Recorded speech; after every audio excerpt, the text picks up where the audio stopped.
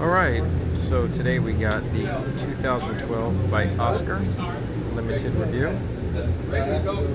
Or limited, that's my mortgage speaking. Limited release, 2012, Connecticut. Nice stick.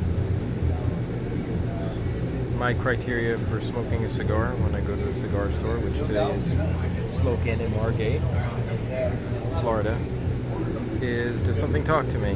I'm quite easily manipulated by the band and also the color on the wrap. My favorite kind of cigar is Connecticut, and that's what I tend to smoke, especially in the morning. And this looked like a beautiful Connecticut wrapper and one that I wanted to investigate. Right, so a couple of things. It's I did a very even light of this cigar, and it seems to be burning unevenly. Not a big deal to me. It's not crazy. It could be evened out. However, I want to talk about the flavors because it's an interesting flavor. So it is extremely... I have an easier time with wine and other things than I do with cigars, but to me, it's similar to... It's floral, but more like when you taste a flower petal, if that makes any sense. It's not like any Connecticut that I've ever had before. It's pretty complex and very different. It's not overtly nutty, and it's definitely not smoky. A lot of cigars are just, you know, overwhelmed by the smoke. This one's not. It holds the smoke very well. Sorry about that. But yeah, it's floral to me. I'm going to go ahead and take another go at it and see if I can further identify. Okay, I think I've tried to identify it a little bit better. It's more like, or maybe it's shifting. The aftertaste on this is incredibly good. Almost like hickory. It's almost like beef jerky. The aftertaste, it's very pleasing. And the actual draw taste on it is like a pine resin. Imagine pine sol. I know that not a lot of people in the audience have ever come across violin resin, but it's almost like bow resin or pine sol, or maybe even Retsina wine, Greek wine. But I'm really impressed with the aftertaste, which is something I don't often get from cigars, but this one is like a campfire that's just going out. The smell or the taste of beef jerky. It's an incredibly satisfying cigar so far, and it's a Connecticut, which is a light cigar. So thus far I'm really enjoying it, and I'll be back, but boy, this is a good cigar. You know, some of the tasting notes online have talked about toasted almond. I definitely taste like an anisette toasted almond component, more so in the middle part of this cigar. I didn't taste it at the beginning. I'm still getting hickory on the back, which there's no mention of.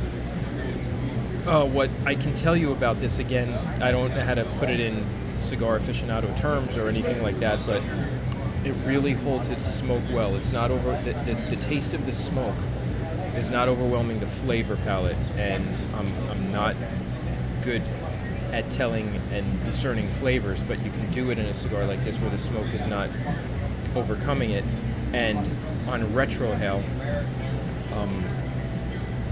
for those of you who might be coming here who aren't cigar smokers, retrohale is when you actually blow out your nose, because it has many more receptors than your mouth, and you're able to pick up some of the subtleties of the cigar. On retrohale, oftentimes cigars of less quality are overwhelming. When you do the retrohale, it's the smoke again overwhelms your ability to discern the scent or the flavors, the characters. But the retrohale on this cigar is incredibly smooth. I'm able to put, if we were on a scale of 1 to 10 as far as volume of smoke, I can retrohale without becoming overwhelmed. On a normal cigar that I generally smoke, I can retrohale about a volume of 2 to 3, and on this I can retrohale 9 to 10. I mean, I can let it all through my nose without becoming overwhelmed by smoke or any irritants, and really pick up on the flavors. So far, this is one of my top 3 cigars I've ever smoked. Again, this is by Oscar, and the other 2 that would even come close are one of the Drew Estates and a Rocky Patel. But so far, this might be in contention for one of my favorite cigars. Burning more even now. Okay, so I'm probably about 45 minutes into this cigar, and this is the first time it went out. And interestingly enough, the draw after it went out, instead of being nothing but ash, to draw on it without being relit actually is very much like black licorice. And is that black licorice? It's actually, again, the first time that I've ever drawn on a cigar after it's been out and had a discernible, really good flavor. Really enjoying this cigar so far. About to relight it. So took the band off, but no problem. Cigar's gone out a couple more times, but it's become a little bit more smoky in the last part of it as far as the retro. So it's a little bit tougher to discern the flavors as time goes on, but still one of the better Connecticut cigars that I've ever smoked. Both have smoked very well, and I think you'll enjoy it.